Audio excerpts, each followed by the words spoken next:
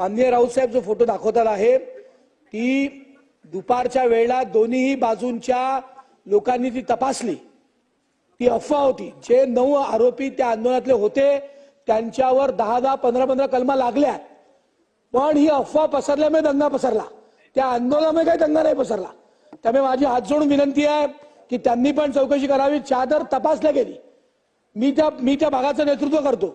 दोन्ही बाजूचे लोक गणेशपेठ पोलीस स्टेशनला गेले, त्यांनी ती तपासली आणि सकाळचं भांडण पोलिसांनी मिटवलं आणि एकदम उत्तम भावनेने मिटवलं।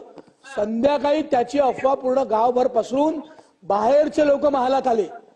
आज ज्यांना अटक झाली आहे, कोणी जाफरनगरचा आहे, कोणी गिट्टीकरांचा आहे, कोणी यादव नगरचा आहे, कोणी मोठ्या ताजबागचा आहे, आणि दंगल झाली महालात। महालातल्या निरपराध लोकांच्या गाड्या फोडल्या गेल्या, घर चिन्हित करून घर जाळल्या गेले।